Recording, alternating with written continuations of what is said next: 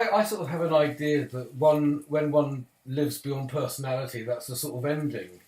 And yet, the title of the second book is The Infinite Journey, which sort of says, it is never ending. Mm. And in our last conversation, you said, you're still learning, especially when it comes to teaching this. Can you tell me a bit more about the still learning bit? What are you still learning, I guess? So there's an idea that the story ends that after waking up. This is such a fallacy. The story of the personality is what ends. That's the important thing. The story of the character and of this life unfolding, which includes one's creativity, one's quirks, and obviously interactions with people, never ends until you die. My particular character has interest in certain areas, like I'm a musician. I'm currently learning how to record my songs, and that requires me to enter a whole other field that I don't know, which is of mixing and sound recording. And for me, this is part of the joy of life. It's life expanding and getting wider, and there is a great joy in interacting with life and learning new things.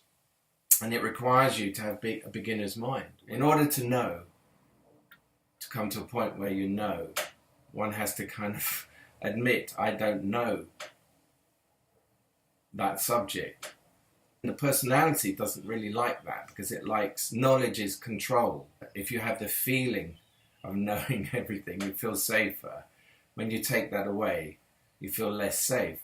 So there's an element of declaring to oneself, I don't know this. I want to know it. And it makes one there's a sense of vulnerability in that. It's like, I know nothing. But it returns you to the state of being like a child. And that's a beautiful, beautiful thing. So in the terms of what one does know in waking up, one knows about what it is to live life beyond personality in a very functional, real way. So it's not theories anymore. It's not intellectual, it's existential. So that is what is known. So another area where I am learning that you mentioned is about the teaching of this. So before waking up, I'd never done that, but obviously, why would I? And I'm finding out all sorts of things. When I had an awakening, there's a feeling of almost zeal that comes with it. There's such a opening of the heart and of the senses and everything. And there is a feeling of this is what everyone's missing, and it's so simple. There's a feeling of wanting to share it.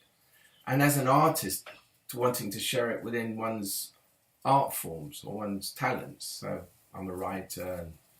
And for me, there was an upsurge like, God, I've got to tell people about this. And it was lovely and very sweet. And had I been surrounded by people who were into finding out about this, that would have been beautiful. But I wasn't. Let's just say I wasn't. I very soon found out that most people don't want to know about this. There is a very real reason for that. The personality has a self-protective mechanism in it, and it can smell out any danger to its security, of its survival. So this is the antithesis of that. This is a threat to all personalities because it's about going beyond personality. So what happens is people, without even realizing it, can smell, can pick up that this is dangerous to them. What that means is there's all sorts of ways that this is rejected, and very obvious ways are if the subject comes up, it will be closed down, there'll be a kind of brick wall. An example of this would be with the two books that, with friends and family, the response to it has been, oh, well, what's he up to? What's that about? This is not the Jez that we know. And not the Jez that they're kind of comfortable with. Because for the reasons that I've just said. And normally if a book comes out of mine, they would be interested. Oh, Jez has done a new book. I'd like to see it. And in this, there's been this kind of wall of silence. People not even seeing it or not reading it or even if they do, kind of not asking anything about it, because that goes into the danger zone. They don't want to engage about this subject. So even when the book has reached the periphery, perhaps, of the spiritual world, which is made up of people who are seekers, there's a lot of personality can be involved in seeking, of course.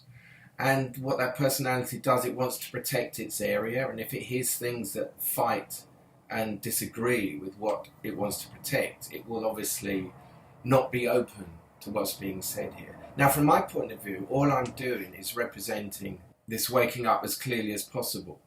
I'm translating the experience of this as a human into words and concepts and thoughts.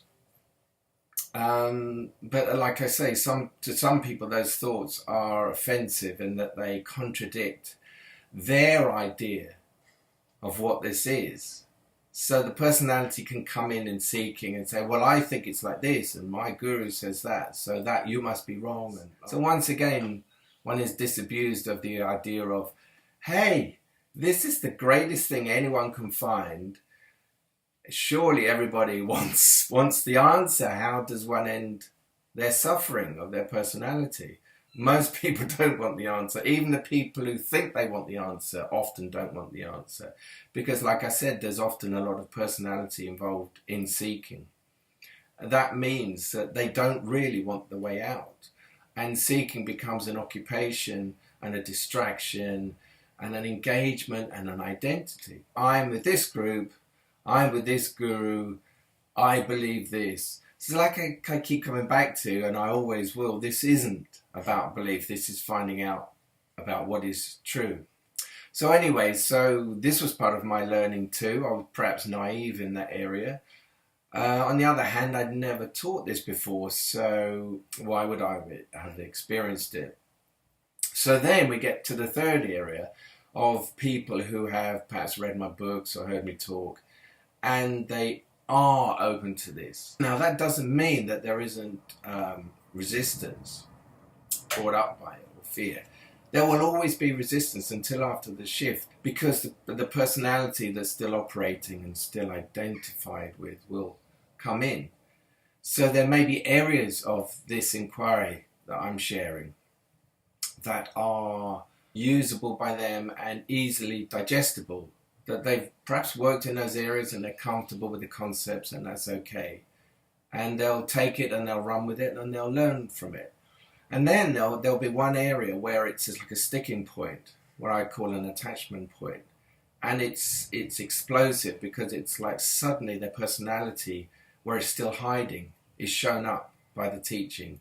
And what that subject is, I certainly don't know. That's just what's hidden in their personality. So this teaching is like a light that shines, like a floodlight. You know, on the prison you get those searchlight things. Mm.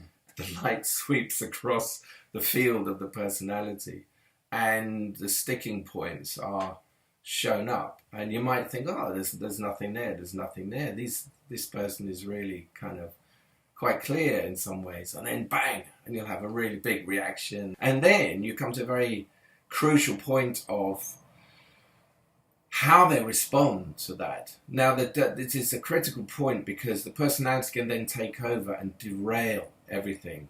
So everything they were learning and they were moving forward and opening to this can suddenly be halted, because the personality has found a reason to stop it. It's found an excuse to say, I'm not going to go any further in this. That's not the truth, according to what I think enlightenment, that word again, is. Therefore, I'm going to reject this teaching and I'm out. Now, not just reject, often invalidate, undermine as well. Exactly, yeah. Because they've got to prove to themselves there's a good reason for them leaving. Whereas in fact, what's happening is the personality, like I said, is finding an escape route when the going gets tough. And the going gets tough at sticking points where the personality is hiding. Now, we experienced between us a version of this, didn't we, a few months ago. We don't need to go into it now because we've done it in the past. Something happened and I reacted. Yeah, and so what we're talking about is reaction from the personality to either me about other subjects or the teaching, it nearly derailed this, what's happening here. There's an opening in you to this. And I think that openness has a beauty to it, because in it you're vulnerable. There's a willingness to learn, and there's heart in it. So it was a very shocking transition when suddenly the openness of that went. So that's the second thing that can happen. The third thing that can happen is that this teaching can reach home. It can land in the person. And as I always say, this is all about readiness. So if the person is ready, it's like a seed falling on fertile land. Now that soil, that doesn't mean that it's all, it may take a while. Sometimes there'll be an engagement with this inquiry and what I'm saying. And, it'll be hard work. And, well, what does that mean? And why am I feeling this? And in The Infinite Journey, there's a chapter about no choice, how we have no choice. Now, it's quite a big subject. Somebody else wrote to me recently and they just read that chapter. And I could see that it had landed. And it was the key in. So every subject that I cover in the books are like doorways into this. And I don't know which doorway is the right one for you or for the person reading it that is going to resonate with them, that may be just what they need to take them onwards into this. So that's the purpose of the books, really, to kind of avail oneself to those concepts and see if any of those doorways are the ones that open. Now, of course, it's a timing thing too. It's what you're ready for at any specific time. 2 months or a month before, maybe that chapter wouldn't have lined up and had the power to open what it opened for that person. So this began with you asking me about what I'm learning. So this is the sort of thing I'm learning, not the material of what I'm saying, but how that interacts and works on people who are seeking, who are interested in this.